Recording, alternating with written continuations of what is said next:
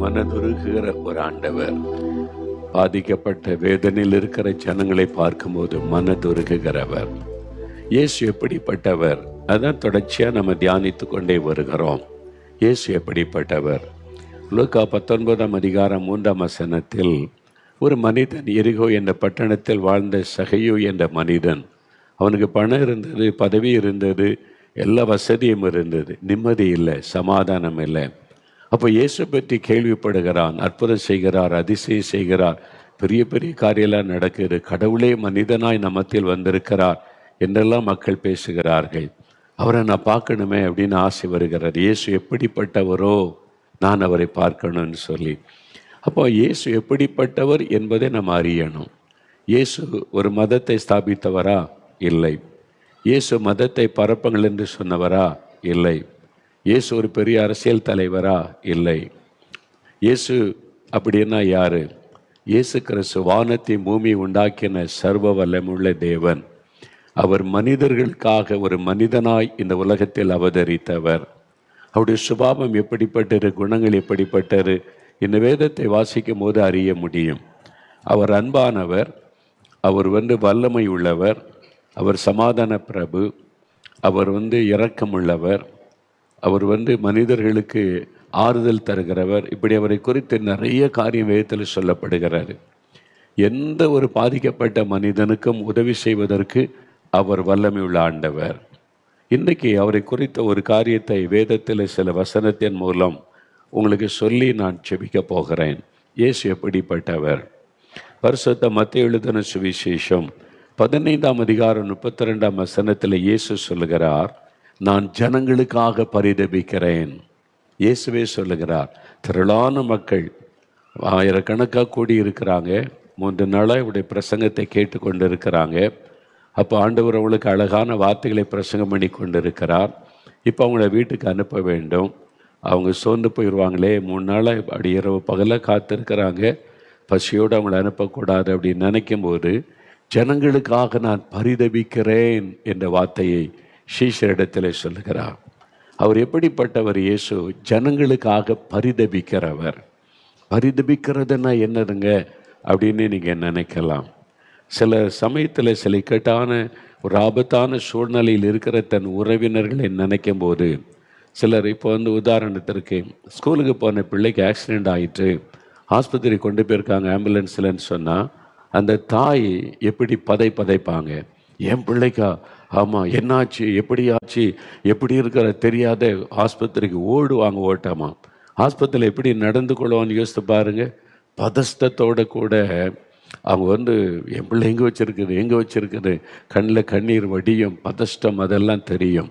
அவங்களுக்கு பரிதாபம், பரிதபிப்பு, தன் குழந்தைக்கு என்ன ஆச்சோ, எப்படி ஆச்சோன்னு பரிதபி இருக்குன்னு தெரியுமா. மற்றவங்களாம் பார்த்து ஆச்சரியம் பார்ப்போம், எதுக்கு நம்ம இந்த அளவுக்கு அழுகுது, புலம்புது, அங்கங்கே ஓடுது, என்ன காரியம்னு கேட்டால் பரிதபிப்பு. அதே மாதிரி தான் பாதிக்கப்பட்ட மனிதர்களை ஆண்டவர் பார்க்கும்போது அவருடைய உள்ளத்தில் ஒரு பரிதாபம் வருகிறாரு. ஜனங்களுக்காக நான் பரிதபிக்கிறேன். ஏன் அவர் பரிதபிக்கணும்? நான் சிருஷ்டித்தவர்கள், நான் தானே அவங்கள உருவாக்கினேன், நான் தானே இந்த உலகத்தை உண்டாக்கி இவங்க சந்தோஷமாக வாழணும்னு நீ கொடுத்தேன். இவங்க என்னுடைய ஜனம். பிசாசு ஏமாற்றி வஞ்சித்து அவங்களுடைய வாழ்க்கையை அழித்து கொண்டு இருக்கிறான். ஆனால் இந்த ஜனங்கள் பாவம், அவங்க அறியாமை கொண்டு இருக்கிறாங்க. இந்த ஜனங்களுக்காய் பரிதபிக்கிறேன். அதுக்கு ஆங்கிலத்தில் சொல்லப்பட்டிருக்கிறது கம்பேஷன், அதாவது மனது உருக்கம். ஆண்டவர் ஜனங்களை பார்த்து நான் மனது உருகுகிறேன் என்று சொல்லுகிறார். அன்பாக இருக்கிறது வேறு, மனதுருக்கம் வேறு. அன்பு என்பது எல்லா மனுஷரிடத்திலையுமே இருக்கும். ஆனால் அந்த மனதுருக்கம் என்பது அது வித்தியாசமானது. அன்பையும் தாண்டி ஒரு பிரச்சனை, பாடுகளை பார்க்கும்போது தனக்கே வந்துவிட்டதே போல ஒரு வேதனை உண்டாகும் பாருங்க, அதான் மனதுருக்கம் என்பது. இயேசு ஜனங்களுக்காக மனதுருகினார் என்பதாக நீங்கள் பார்க்க முடியும். அவர் மனதுருக்கமுள்ள ஒரு தேவன். அவர் மனதுருகி ஜனங்களுக்கு என்ன செய்தார்? ஒரு 3 வேத வசனத்திலிருந்து சில காரியத்தை நான் உங்களுக்கு சொல்லட்டும். முதலாவது, பரிசுத்த மார்க் எழுதின சுவிசேஷம் 6ஆம் அதிகாரம் 34வது வசனத்தை நீங்கள் வாசிக்கும்போது, இயேசு கிறிஸ்து திரளான ஜனங்களை கண்டபோது மனது உருகி அநேக காரியங்களை அவர்களுக்கு உபதேசிக்க தொடங்கினார். மனது உருகி உபதேசம் பண்ணினார். இயேசு வெறும் அற்புதங்களை மாத்திரம் செய்யவில்லை. அவர் போன இடமெல்லாம் ஜனங்களுக்கு பிரசங்கம் பண்ணினார், உபதேசம் பண்ணினார், போதித்தார் என்பதாக வேதத்தில் பார்க்க முடியும்.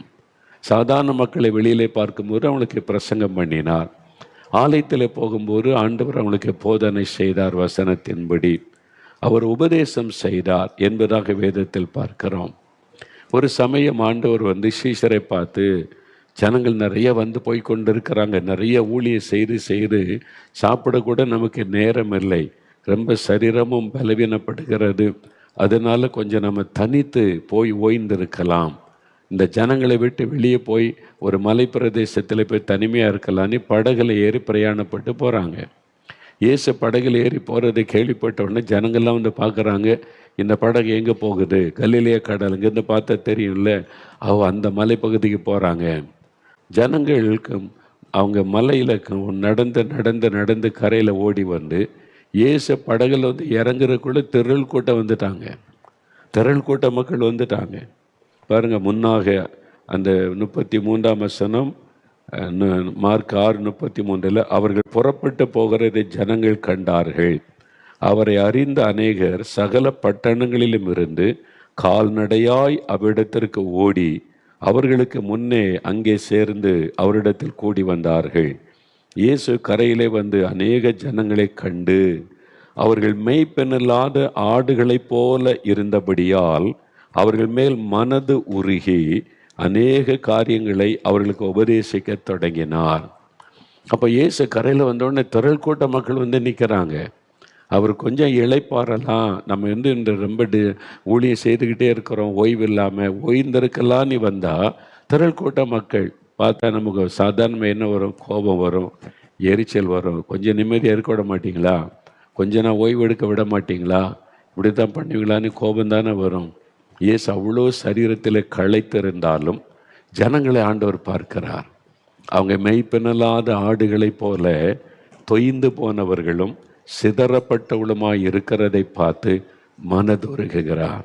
ஐயோ, இந்த ஜனங்கள் பாவம், அந்த மக்கள் தொய்ந்து போனவங்களா இருக்கிறாங்க, பாதிக்கப்பட்ட உள்ளத்தோடு வந்திருக்கிறாங்க, காயப்பட்ட உள்ளத்தோடு வந்திருக்கிறாங்க, ஒரு ஆறுதலை தேடுகிறாங்க, சமாதானத்தை தேடுகிறாங்க.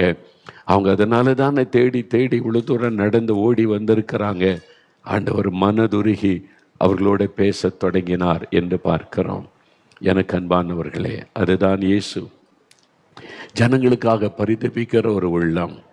ஆண்டவர் பார்க்கிறாரு. அங்கே அந்த தேசத்தில் பெரிய தேவாலயம் இருந்தது, ஆசாரியர் இருந்தார்கள், பலி செலுத்துவது இருந்தது.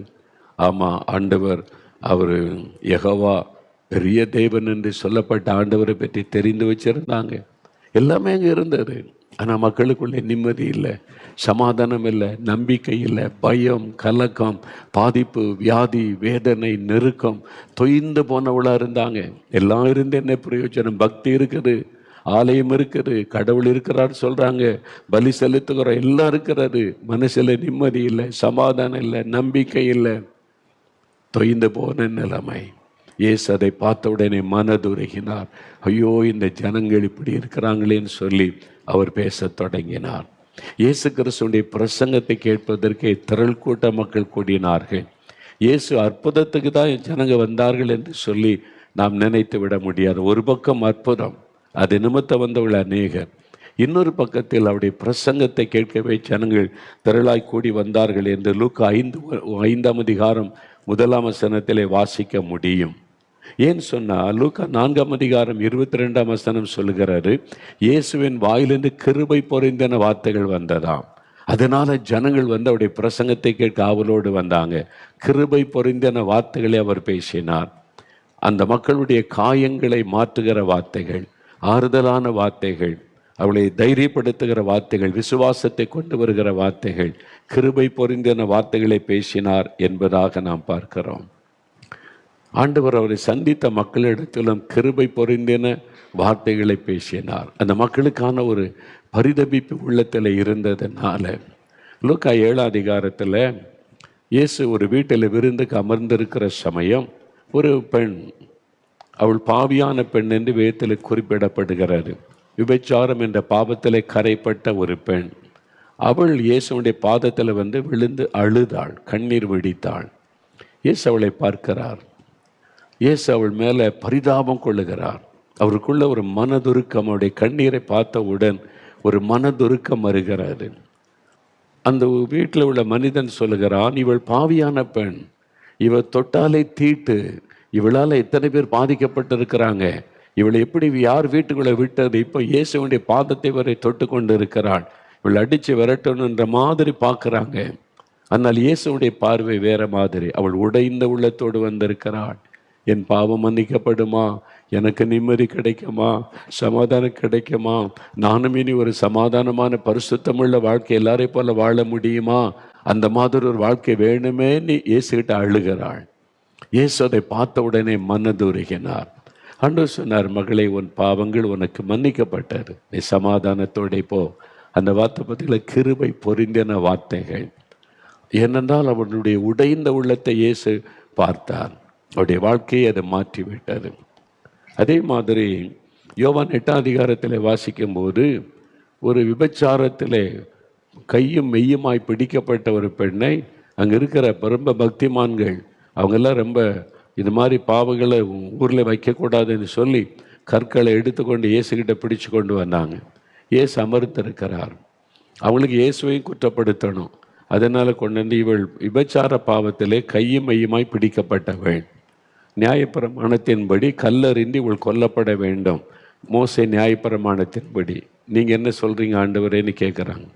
இயேசுவை எப்படியாவது குற்றப்படுத்த வேண்டும் என்பதுதான் நோக்கம். அதற்கு ஒரு பெண் அவள் பாவம் செய்து விட்டாள், உண்மைதான். அதில் அந்த பெண்ணை கொண்டு வந்து அவளை கொல்ல வேண்டும் என்பதாய் நிற்கிறார்கள்.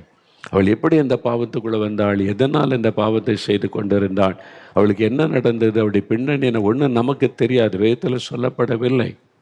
ஆனால் அவங்களுக்கு வெறி அவளை கொல்லணும், அவளை அடித்து கொல்லணும் என்பது, இயேசுவையும் குற்றப்படுத்த வேண்டும் என்பதாய். அப்புறம் இயேசு சொன்னார், உங்களில் பாவம் இல்லாதவன் முதல் கல்லை எரிய கடவன். உன்னோடத்துல இடத்துல பாவம் இல்லைன்னா எரி, கல்லுத்துக்கு எரி என்பதாய் சொன்னார். அவர் பாடல் எழுதி கொண்டே இருந்தாரா. எல்லாரும் இருதயத்திலான மனசாட்சி அவங்களுக்கு இருந்திருக்கு. இருதயத்தில் குத்தப்பட்டவர்களாய், நானே பாவம் செய்திருக்கிறேன், நான் எப்படி இவளை கல்லறிவது, கல்லை கீழே போட்டு எல்லாரும் போயிட்டாங்க. கொஞ்ச நேரத்தில் பார்த்தா குற்றம் சொன்ன ஒருவர் கூட இல்லை, அந்த பெண் மட்டும் நிற்கிறான். இயேசு கேட்குறா, ஸ்திரியே, உன்னை குற்றம் சாட்டினவங்க என்ன, எங்கே அவங்க, ஒருவரும் உன் மீது கல்லறியவில்லையா? இல்லை ஆண்டவரே. இப்போ இயேசு அவளை பார்க்கிறார். அவள் மேலே கல்லறிய தகுதி உள்ள ஒரே ஒருவர் இயேசு தான். அவர் தான் பரிசுத்தம் உள்ளவர். அவர் ஒருத்தர் தான் அவள் மேலே கல்லறிந்து அவளை தண்டனை கொடுக்க அதிகாரம் பெற்றவர் அந்த இடத்துல. ஆனால் அவர் இயேசு அவளை பார்த்து சொல்லுகிறார், மகளே, நானும் உன்னை ஆக்கினைக்குள்ளாக தீர்க்க மாட்டேன், சமாதானத்தோடு போ, இனி பாவம் செய்யாரே. அவள் உடைந்த உள்ளத்தோடு நிற்கிறாள், அவமானத்துக்கு நடுவில் நிற்கிறாள். எல்லாருக்கும் மத்தியில் அவளை கொண்டு வந்து அவமானப்படுத்தி நிறுத்தி இருக்கிறாங்க. தன்னுடைய பாவத்தை குறித்து அவள் வேதனைப்பட்டு நிற்கிறாள். இயேசு சொல்லுகிறார், கிருபை பொரிந்தன ஒரு வார்த்தை பேசுகிறார், நானும் உன்னை ஆக்கினைக்குள்ளாக தீர்க்க மாட்டேன், நீ போ, இனி பாவம் செய்யாதே. அவருடைய வாழ்க்கை மாறுகிறது. அதுதான் இயேசுடைய வார்த்தை. காரணம், அவர் அந்த மனிதருடைய இருதயத்தை அறிந்து பேசினார். காயப்பட்ட உள்ளம், வேதனைப்பட்ட உள்ளம், அவங்களுக்கு ஆறுதலான வார்த்தை தேவை. அதனால் தான் இயேசு கிறிஸ்து ஜனங்களுக்காக பரிதபிக்கிறேன் என்பதாக சொன்னார் என்பதாக வேதத்தில் நம்ம பார்க்க முடியும். ஒரு வாலிப சகோதரனை எனக்கு தெரியும். காலேஜில் படிக்கும் போதே குடிக்க ஆரம்பித்து குடித்து போதை வஸ்துலாம் பயன்படுத்த ஆரம்பித்து, கடைசியில் குடி ஒரு பக்கம், போதை வஸ்து ஒரு பக்கம். அதனாலே ரொம்ப பாதிப்பு, அவருடைய மனதில் பாதிப்பு, குடும்பத்துக்கு பாதிப்பு, எல்லாருக்கும் வேதனை. இப்போ விட முடியல, அந்த பாவத்தை விட முடியல. பாவம்னு தெரியுது, தனக்கு பெரிய அவமானம், குடும்பத்துக்கு ஒரு வேதனைன்னு தெரியுது, விட முடியலை. அந்த சமயத்தில் இயேசுவை பற்றி அறிந்தபோது இயேசு கிறிஸ்துக்கிட்ட நீங்கள் ஜெபிங்க, உங்களுடைய பாவத்தை அறிக்கை எடுங்க, அவர் மன்னிச்சு விடுதலை தருவார்னு செய்தி சொல்லப்பட்டார். இவருக்கு கடவுள் நம்பிக்கையெல்லாம் அற்று போயிருந்தது.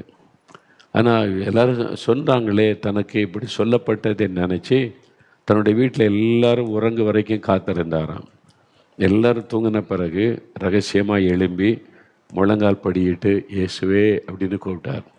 ராத்திரியில் இயேசுவேன்னு கூப்பிட்டு, நான் நிறைய பாவம் செய்கிறேன், குடிக்கிறேன், போதை வசதி பயன்படுத்துகிறேன், நான் ஒருத்தருக்கு பிரயோஜனம் இல்லை, என்னால் நிறைய பேர் பாதிக்கப்பட்டிருக்கிறாங்க, எல்லாருக்கும் ஒரு வேதனை கொடுக்குறவனாக இருக்கிறேன், எனக்கு இதுலேருந்து ஒரு விடுதலை வேணும் அப்படின்னு நினைக்கும் போது திடீரென்று ஆவியானவர் தொட்டதுனால பாவ உணர்வு அடைந்தார்.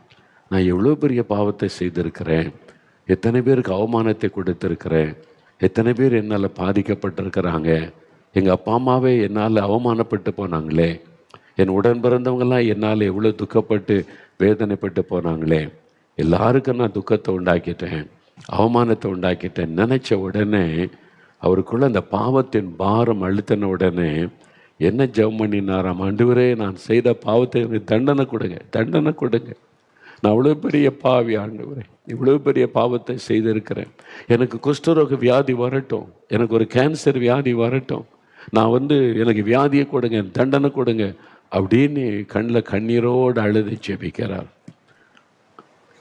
ஆண்டவருடைய பிரசன்னம் தொட்ட உடனே இந்த பாவ உணர்வு அழுகிறார்.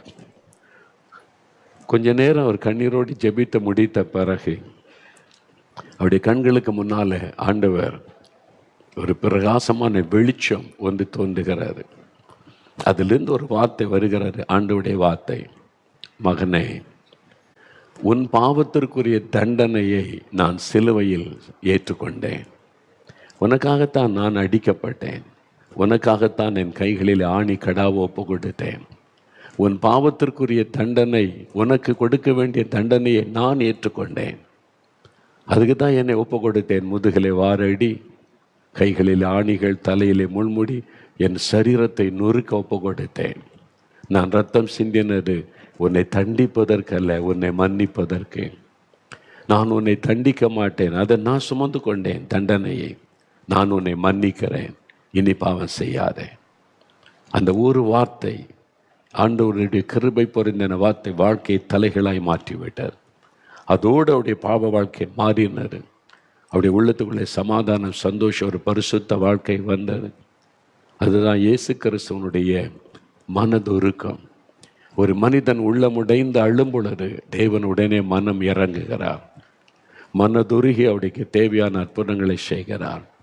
இன்றைக்கு நீங்கள் உள்ளத்துக்குள்ளே அழுது கொண்டிருக்கிறீங்க, என்னால் இந்த பாவத்தை விட முடியலையே, என்னால் என் மனைவிக்கு பிரச்சனை, பிள்ளைகளுக்கு பிரச்சனை, எங்கள் அப்பா அம்மாவுக்கு பிரச்சனை, என் குடும்பத்தாருக்கு பிரச்சனை, எல்லாருக்கும் அவமானம், நிம்மதியும் இல்லை, சமாதானம் இல்லை, ஐயோ இந்த பாவத்தை விட முடியல என்னை ஏக்கம். இயேசு சொல்கிறார், மகனே, மகளே, உன் பாவத்திற்குரிய தண்டனை நான் ஏற்றுக்கொண்டேன், உன்னை மன்னிக்க, உனக்கு விடுதலை கொடுக்க நான் சிலுவையில் ஆணியிலே கடாவப்பட என்னை ஒப்பு கொடுத்தேன், நான் உன்னை மன்னிப்பேன் என்று ஆண்டவர் சொல்கிறார். அதுக்கு நீங்கள் செய்ய வேண்டிய ஒரே ஒரு காரியம், தன் பாவத்தை மறைக்கிறவன் வாழ்வடைய மாட்டான், அவைகள் அறிக்கை செய்து விட்டு விடுகிறவன் இரக்கம் வருவான். இயேசுவே, நான் பாவிதான், பாவம் செய்துட்டேன், என்னை மன்னிச்சிருங்கன்னு நீ உள்ளத்தில் உணர்ந்து நீங்கள் மனம் திரும்பி அறிக்கையிட்ட உடனே ஒரு அற்புதம் நடக்கும். இன்றைக்கு ஆண்டவர் உங்களுக்கு செய்வார். அப்போ அவருடைய மனதுருக்கம்தான் ஜனங்களோடு அவர் பேசி வசனத்தை சொல்லி அவருடைய வாழ்க்கையில் ஆசீர்வாதத்தை கொண்டு வந்தார். அவர் மனதுருகி உபதேசித்தார். இன்னொரு வசனம் பாருங்க, பரிசுத்த மத்தேயு எழுதின சுவிசேஷம் 14ஆம் அதிகாரம் 14ஆம் வசனம். அங்கே ஆண்டவருடைய வார்த்தை சொல்லுகிறாரு, இயேசு திரளான ஜனங்களை கண்ட பொழுது மனது உருகி அவர்களில் வியாதியஸ்தராய் இருந்தவர்களை சொஸ்தமாக்கினார். அவர் மனதுருகி ஜனங்களுக்கு உபதேசம் பண்ணினார். திரளான ஜனங்களை இயேசு பார்க்கிறார். நம்ம ஒரு கூட்டம் போட்டு திரளான மக்கள் வந்துட்டா சாதாரணமாக மனுஷனுடைய உள்ளத்தில் என்ன தோணும் இல்லை? ஒரு பெருமை, எனக்கு எவ்வளோ கூட்டம் வந்திருக்கிறாங்க, இவ்வளோ பிரம்மாண்டமான கூட்டம் அப்படின்னு நினைக்க தோன்றும்ல. ஆனால் இயேசுக்கு அப்படி தோன்றலை. திரளான ஜனங்களை கண்டபோது மனதுருகினார். அந்த மக்களை பார்க்கிறார், அவருடைய இருதயத்தை பார்க்கிறார், பாதிக்கப்பட்ட உள்ளத்தை பார்க்கிறார். வியாதியினால் நிறைய பேர் பாதிக்கப்பட்டு வந்திருக்கிறாங்க. கண் தெரியாதவங்க வந்திருக்கிறாங்க, காது கேட்காதவங்க வந்திருக்கிறாங்க, நடக்க முடியாதவங்களை கொண்டு வந்திருக்கிறாங்க, பலதரப்பட்ட பாதிப்புகளோடு வந்தவங்க இருக்கிறாங்க, பிசாசினால் பாதிக்கப்பட்டு வந்திருக்கிறாங்க. எல்லாத்தையும் ஆண்டவர் பார்க்கிறார். திரளான ஜனங்களை கண்டபோது மனதுருகினார். Jesus was moved with compassion. ஆண்டவர் மனது உருகி வியாதியஸ்தரை குணமாக்கினார் என்று வேறு வசனம் சொல்லுகிறது. அவருடைய மனதுருக்கம் தான் இன்றைக்கும் ஜனங்களுக்கு அற்புதம் செய்கிறது. கூட்டத்தில் வந்து ஜனங்கள் இயேசுவே இயேசுவே நீ கூப்பிடும் போது அந்த அற்புதம் எப்படி நடக்கிறது? இயேசுவின் மனதுருக்கம். இந்த ஜனங்கள் என்னை கூப்பிடுறாங்க, இந்த ஜனங்கள் என்னை நோக்கி கதறாங்க, இந்த மக்களுக்காக நான் தானே சிலுவையில் மரித்தேன், இந்த மக்களுக்காக தானே சிலுவை சுமந்தேன், இந்த மக்களுக்கு என்னை விட்ட வேறு யார் இருக்கிறாங்க? எல்லாம் ஏமாத்துறாங்க, கடவுள்ன்ற பேரில் ஏமாத்துறாங்க, பக்தின்ற பேரில் ஏமாத்துறாங்க, மதம்ன்ற பேரில் ஏமாற்றுகிறாங்க, மக்களுடைய பணத்தை சுரண்டி எடுக்கிறாங்க, அவங்கள பக்தின்ற பேரில் மேலே மேலே வேதனைப்படுத்துகிறாங்க. ஆனால் இந்த ஜனங்கள் நிம்மதி இல்லாமல், சமாதானம் இல்லாமல், வியாதியில், சாபக்கட்டில், ஒரு தூக்கம் கூட இல்லாம கலங்கி கொண்டிருக்கிறாங்களே, இந்த ஜனங்களுக்காக நான் பரிதபிக்கிறேன் என்று ஆண்டவர் சொல்லுகிறார். மனது உருகினார். வியாதியஸ்தரை எல்லாம் அவர் குணமாக்கினார். இன்னைக்கு வியாதியினால கஷ்டப்படுறீங்களா? நோயினால பாதிக்கப்பட்டு இருக்கிறீங்களா? ஏதோ ஒரு வியாதி உங்களை பாதித்து விட்டதா? இயேசு உங்களை பார்த்து மனது உருகுகிறார். அவர் மனதுருக்கமுள்ள ஒரு ஆண்டவர். அந்த மனதுருக்கம் உங்களுக்கு நேராக வந்துட்டாலே உடனே அற்புத சுகம்தான். சென்னை பட்டணத்தில் ஒரு அருமையான சகோதரர், இஸ்லாமிய சகோதரர், அவர் கேன்சர் நோயினாலே பாதிக்கப்பட்டு விட்டார். அது ஆரம்பத்தில் கவனிக்காமல் விட்டதுனால 4th ஸ்டேஜ்னு சொல்கிறாங்கல்ல, இனி ஒரு ட்ரீட்மெண்ட்டு பிரயோஜனம் இல்லை, அவ்வளோதான், எவ்வளோ நாள் இருக்கிறாரோ இருக்கலாம், அவ்வளோதான்ற மாதிரி நிலைமையில் வந்துட்டார். அவருடைய நண்பர் ஒருவர் டாக்டர், அவருடைய நண்பர் ஒரு டாக்டர், அவர் ஒரு கிறிஸ்தவர். அவர்கிட்ட போனபோது அவர் எல்லாத்தையும் பார்த்துட்டு, இந்த ரிப்போர்ட்டெல்லாம் பார்த்துட்டு சொன்னார், உனக்கு சில நாட்கள் அல்லது சில மாதங்கள் தான் குறிச்சிருக்கிறாங்க, அவ்வளோதான் என்ற சூழ்நிலை, நீ எங்கே போகாத, என் ஆஸ்பத்திரியில் இரு, நான் உன்னை கடைசி வரைக்கும் நான் உன்னை பார்த்து கொள்கிறேன் அப்படின்னு சொல்லி தன்னுடைய ஆஸ்பத்திரியில் ஒரு ரூம் கொடுத்து அந்த தங்க வைத்திருந்தார். ஒரு பெட்டு கொடுத்து தங்க வைத்திருந்தார். அதில் தங்கி இருப்பார். அது அவருக்கு கொஞ்சம் ஆறுதல். நமக்கு ஒரு நண்பன் கிடைச்சிருக்கிறான், நம்மளை நேசிக்கிறான், வியாதி வந்துட்டு நீ விரட்டி விடாமல் நான் பார்த்துக்கிறேன், நீங்கள் இருன்னு சொல்கிறான்னு சொல்லி இருந்தார். அந்த ஆஸ்பத்திரிக்கு வாரத்தில் ஒரு நாள் ஒரு தாயார் வருவாங்க. வயதான ஒரு தாயார், கையில் ஒரு பைபிள் வச்சுருப்பாங்க, அப்படியே வருவாங்க. அவங்க அந்த டாக்டர்கிட்ட சொல்லிவிட்டு ஒவ்வொரு ரூமாக போய் வியாதியஸ்தரை பார்த்து அவங்களுக்காக ஜெபம் பண்ணுவாங்க. அது ஒரு ஊழியம். அவங்களுக்கு ஆண்டவர் அவங்களுக்குள்ள அந்த பார வியாதியஸ்தரை கொடுத்ததுனால ஊழியமாக செய்வாங்க. வாரத்தில் இந்த குறிப்பிட்ட நாளில் கட்டாயம் வந்துடுவாங்க. எல்லா ரூமுக்கும் போய் ஒவ்வொரு வியாதியஸ்தரோடையும் பேசி ஆறுதல் சொல்லி இயேசுகிட்ட ஜெபம் பண்ணிட்டு போவாங்க. இவங்க இவருடைய அறை கதவை தட்டி உள்ளே வந்தாங்களா, இவர் படுத்திருந்தார். அம்மா உங்களுக்கு என்னம்மா வேணும், என்ன விஷயம்னு கேட்டார். இவங்க சொன்னாங்க, ஐயா உங்களுக்கு என்னையா செய்யுது, ஏன் இந்த மாதிரி படுத்திருக்கீங்கன்னா, நான் சாக போகிறேம்மா, எனக்கு நாள் குறிச்சிட்டாங்க, இனி நான் பிழைக்க முடியாது, எனக்கு கேன்சர் அவ்வளோதான், சீரியஸ் ஆகிட்டோமா, இனி சுகமாக்க முடியாதுன்னு சொல்லிட்டாங்க. இந்த டாக்டர் ஃப்ரெண்டாக இருக்கிறதுனால இங்கே இரு, நான் எவ்வளோ நாள் இருக்கணுமோ உயிரோடு இருக்கிற வரைக்கும் நான் உன்னை நல்லா சந்தோஷமாக பார்த்துக்கிறேன்னு வச்சுருக்கிறான், அதனால் அப்படி இருக்கிறம்மா அப்படின்னு சொன்னார். அப்பொழுது இந்த தாயார் சொன்னாங்க, உங்களுக்காக நான் இயேசு கிறிஸ்துக்கிட்ட பிரார்த்தனை பண்ணலாமா அப்படின்னு கேட்டாங்க. அவர் சொன்னார், சரி நீங்கள் அதுக்காக வந்திருக்கிறீங்க, எனக்காக ஜெபிக்கிறது உங்களுக்கு சந்தோஷம்னா எனக்கு ஜெபம் பண்ணுங்கன்னு சொல்லி அவரும் இவர் கண்ணை மூடிக்கொண்டார். அந்த தாயார் படுக்க பக்கத்தில் நின்று குனிந்து ஜெபிக்கிறாங்க. அப்படியே அமைதியாக ஜெபிக்கிறாங்க, இயேசுவே அப்படின்னு ஜெபிக்கிறாங்க. திடீர்னு அந்த நண்பர் உணர்கிறார், அவருடைய கையில் சொட்டு சொட்டாக தண்ணீர் விழுகிறது. என்னது நம்ம உடம்புல தண்ணி விழுதுன்னு டக்குன்னு கண்ணை திறந்து பார்த்தா அந்த தாயாருடைய கண்களிலிருந்து கண்ணீர் வடிந்து கொண்டிருந்தது. அவங்க அழுகிறாங்க, ஜெபிக்கும் போதே அழுது கொண்டே ஜெபிக்கிறாங்க. இந்த கண்ணீரோடைய உடம்புல விழுந்தது அப்படியே ஒரு வல்லமை சரீரத்தில் இறங்கினதை ஒரு உணர்ந்தார். அவர் யோசிக்கிறார், ஏன் இவங்க எனக்காக அழணும்? நான் வியாதிப்பட்ட உடனே என் உறவுகளெல்லாம் என்னை கைவிட்டுட்டாங்க. பணம் செலவு பண்ண வேண்டியது வருமோ, வச்சு காப்பாற்ற வேண்டியது வருமோன்னு எல்லாரும் என்னை விட்டு ஒதுங்கிட்டாங்க. ஆனால் இவங்க யார்? இந்த தாய். இவங்களுக்கு எனக்கு என்ன சம்பந்தம்? ஆனால் இவங்க எனக்காக ஏன் அழணும்? நான் சுகம் பெறுவதற்கு ஏன் அவங்க கண்ணில் கண்ணீர் வடியணும்? நான் உங்களுக்கு சொந்தமும் கிடையாது, உறவும் கிடையாது, நண்பனும் கிடையாது. இன்னைக்கு தான் முதல் முறை பார்க்குறாங்க. அதுவும் அந்த கண்ணீர் சரீரத்தில் பட்ட உடனே மின்சாரத்தில் போல ஒரு வல்லமையை தன் சரீரத்தில் அவர் உணர்ந்தார்.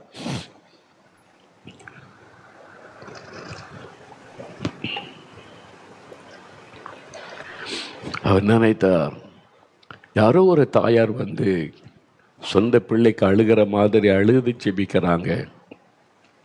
அப்படியானால் இவங்க சொல்லுகிற அந்த இயேசு எப்படிப்பட்டவராக இருப்பார்? அந்த இயேசுவை சொல்லுகிற இவங்களே இவ்வளவு அன்பா இருந்தா, இவங்க சொல்ற அந்த இயேசு எவ்வளவு அன்புள்ளவராக இருக்க முடியும்? அது அறிந்தார். அன்றைக்கு ஒரு அற்புதம் நடந்தது. அந்த கண்ணீர் அவருடைய சரீரத்தில் பட்ட பொழுது ஒரு வல்லமை சரீரத்தில் இறங்கினது. அவருடைய சரீரத்தில் ஒரு மாற்றத்தை அவர் உணர்ந்தார். அதன் பிறகு அவருடைய சரீரத்தை பரிசோதித்து பார்த்தபோது கேன்சர் மறைந்து போயிருந்தார். இப்போ கேன்சர் இல்லை. அவருடைய நண்பர் சொன்னார், ஆச்சரியம், கேன்சரே இல்லைடா உடம்புல. என்ன ஆச்சு? நீங்கள் ஒரு தாயார் வர்றாங்களே, அவங்க கண்ணீர் வடித்தாங்க எனக்காக. அந்த கண்ணீர் என் உடம்புல பட்ட உடனே ஏதோ ஆச்சரியம் சரீரத்தில். அவங்க கண்ணீரோடு எனக்காக இயேசுகிட்ட பிரார்த்தனை பண்ணாங்க. அப்போ ஏதோ ஒரு வல்லமை என்னை தொட்டதை நான் உணர்ந்தேன். இவ்வளோ காரியம் இருக்குதா இயேசுக்குள்ள?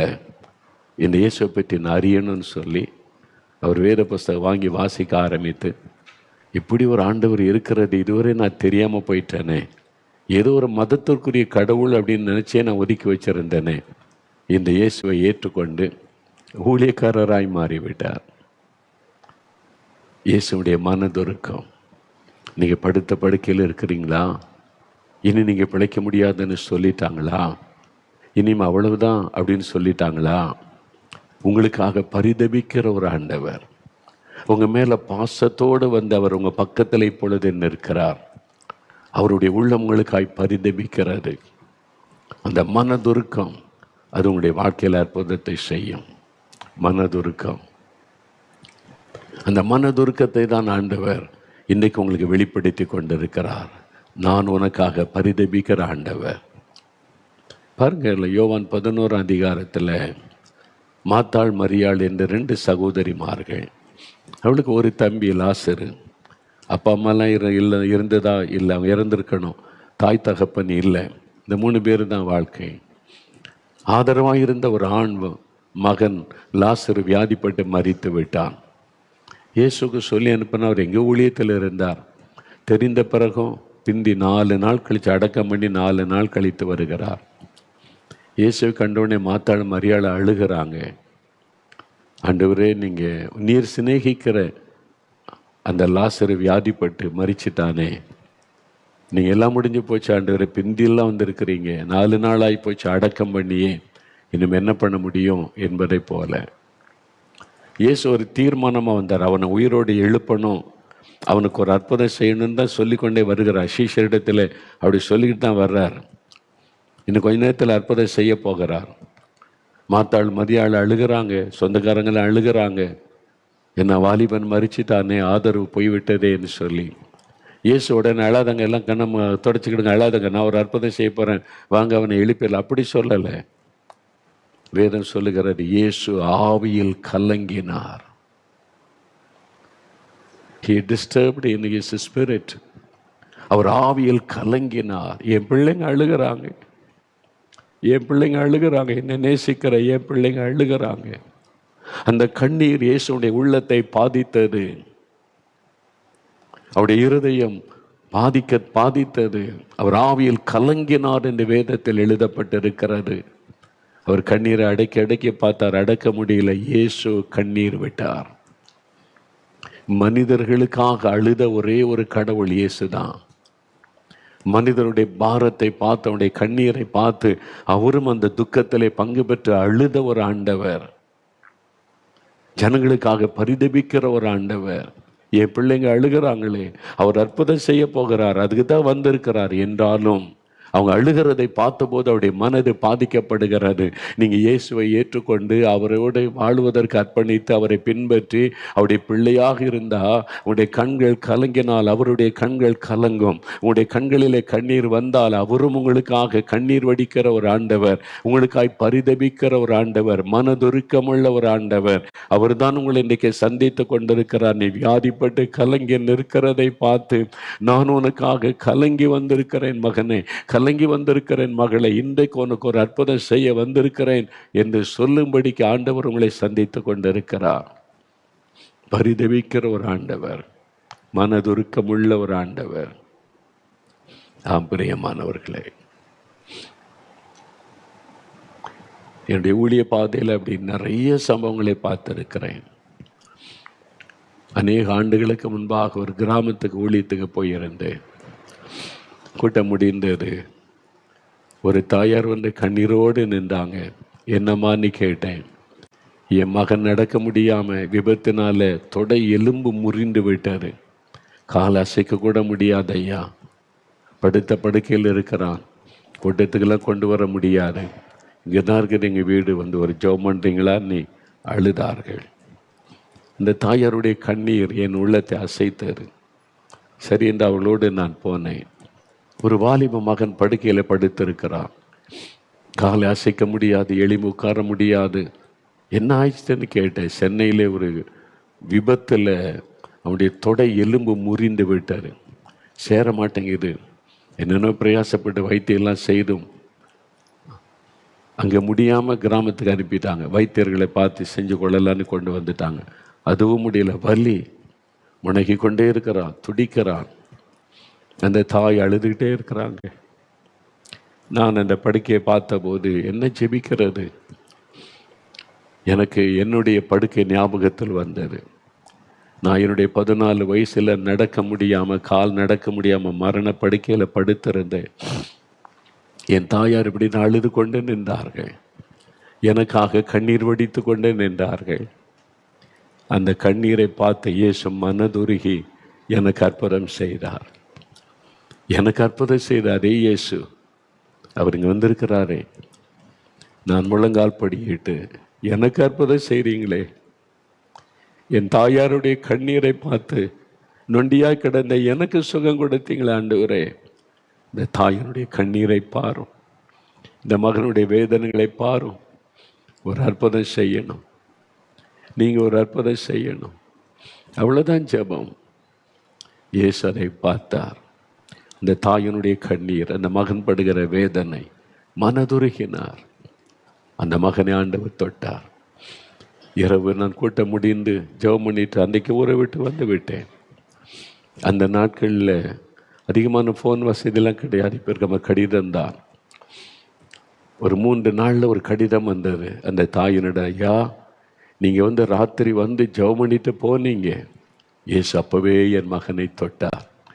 அதிலிருந்து அந்த வேதனை மறைந்தது. அந்த எலும்பு குணமாகி எழும்பி இப்போ நடக்கிறான். அடுத்த நாளில் இருந்து காலையிலேருந்து ஒரு பெரிய மாற்றம். இயேசு எங்களுடைய கண்ணீரை கண்டார் என்று கடிதம் எழுதி அந்த ஆண்டவருக்கு நன்றி சொல்லி எனக்கு அனுப்பி இருந்தார்கள். அதுதான் இயேசு. இன்றைக்கி அழுது கொண்டு இருக்கிறீங்க. குழந்தை வியாதிப்பட்ட குழந்தையை வைத்து கொண்டு, வியாதிப்பட்ட கணவரை வைத்து கொண்டு, வியாதிப்பட்ட யாரோ ஒருவரை வைத்து கொண்டு அழுது கொண்டு இருக்கிறீங்க. இயேசு உங்களுக்காக மனது உருகுகிறார். அவர் மனதுருக்கமுள்ள ஒரு ஆண்டவர். உங்களுக்காய் பரிதபிக்கிறார். உங்களுடைய வேதனை பார்த்துட்டு தூங்க முடியல, சாப்பிட முடியல, ஏன் வாழணும்னு தோணுது, வாழ்க்கையை வெறுத்து விட்டு மனம் கசந்துட்டீங்க. ஆனால் இயேசு உங்களுக்காக பரிதபிக்கிறார். நான் இருக்கிற மகனே, நான் இருக்கிற மகளே, நான் உனக்கு அற்புதம் செய்வேன் இன்றைக்கு வந்திருக்கிறார். அவர் மனதுருகி போதித்தார். மனதுருகி வியாதியஸ்தரை குணமாக்கினார். அதோடு பரிசுத்த மத்தேயு 15:32 இயேசு தன் சீஷரை பார்த்து சொல்லுகிறார், ஜனங்களுக்காக நான் பரிதபிக்கிறேன், இந்த மக்கள் மீது மனது உருகுகிறேன். ஏன்? அவங்க பசியாக இருக்கிறாங்க, அவங்கள வெறுமனே அனுப்ப முடியாது. என் பிரசங்கத்தை கேட்டு கேட்டு சாப்பாட்டையும் மறந்து உட்காந்துட்டாங்க.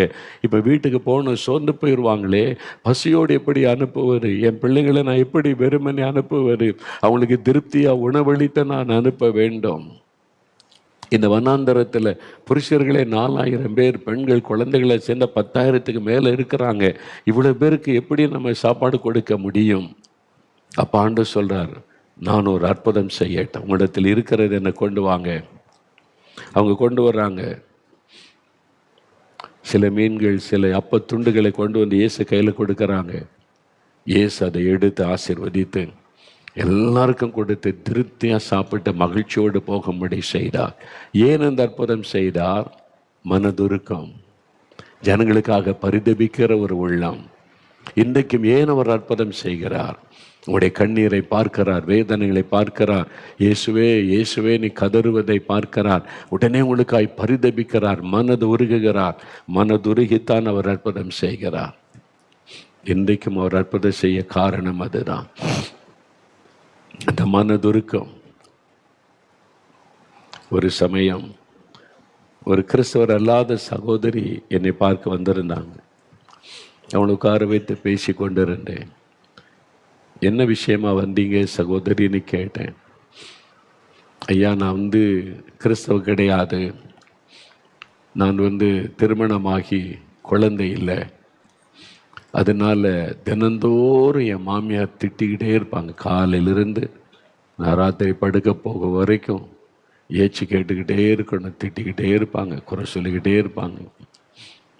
என் கணவர் வேலைக்கு போயிடுவார், அவர் வரும் வரைக்கும் இந்த திட்டை நான் கேட்கணும்.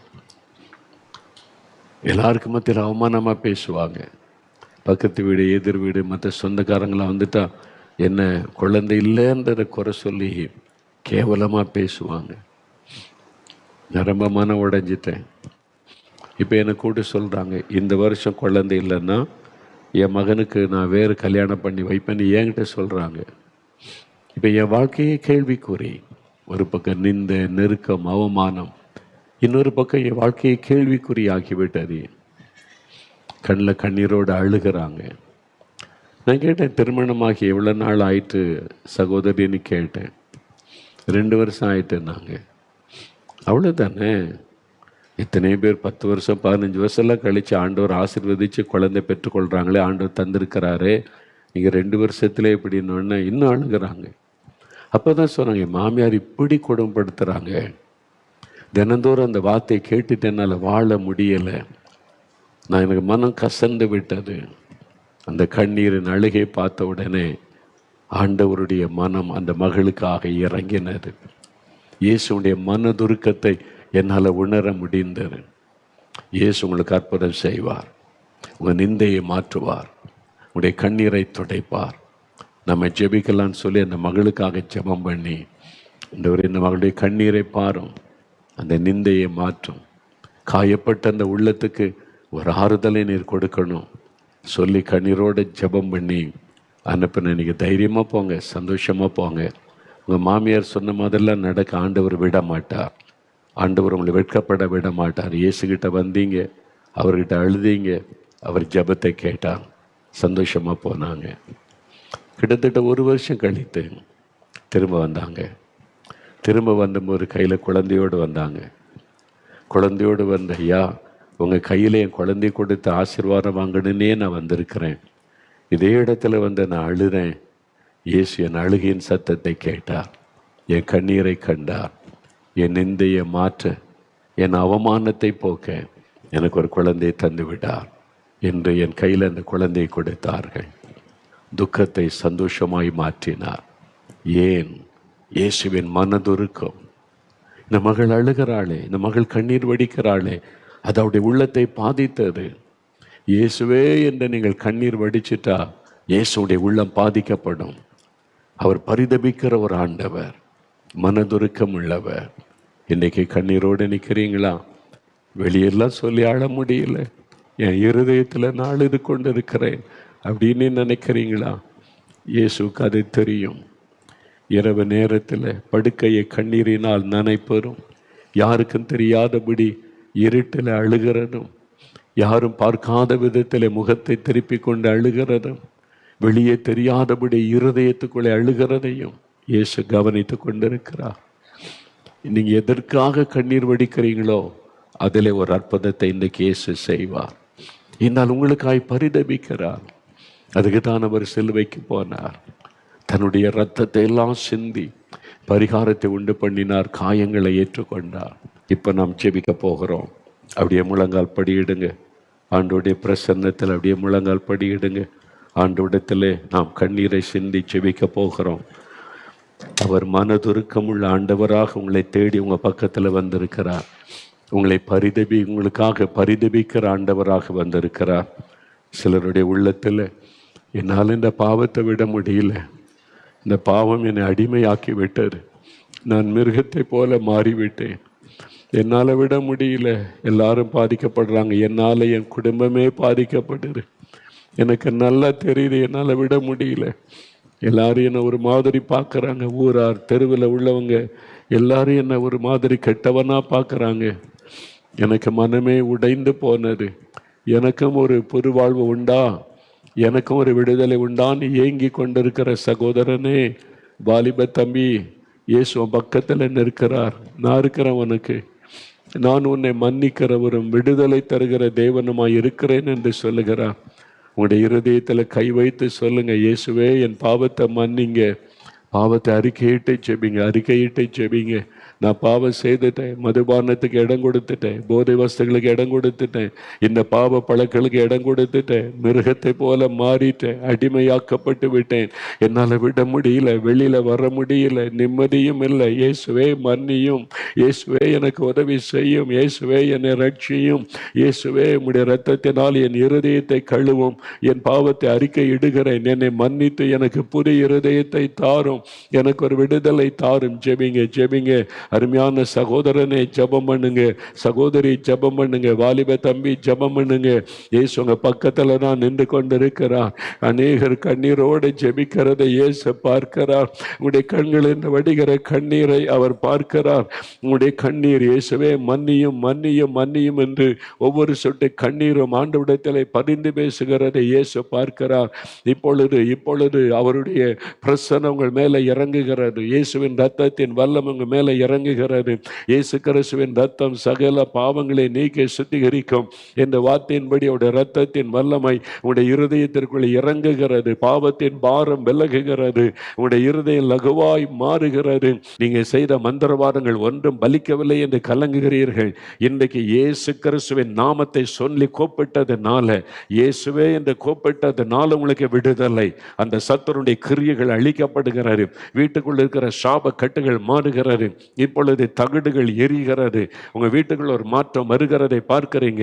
அசுத்தாவி வெளியேறுகிறதை பார்க்கிறீங்க. இயேசுவுக்கு ஸ்தோத்திரம் என்று ஆண்டவரை மகிமைப்படுத்துங்க. கர்த்தருடைய கரம் தொட்டதற்காக நன்றி ஆண்டவரே, உமக்கு நன்றி ஆண்டவரே, நன்றி.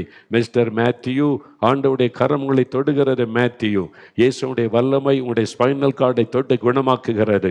முதுகுத்தண்டில் ஏற்பட்ட இந்த வலியும் வேதனையும் இயேசுவின் நாமத்தில் மாறுகிறது. இயேசுவுக்கு ஸ்தோத்திரம்னு சொல்லுங்க. தேங்க்யூ லார்ட், உமக்கு நன்றி, உமக்கு நன்றி ஆண்டவரே, உமக்கு நன்றி.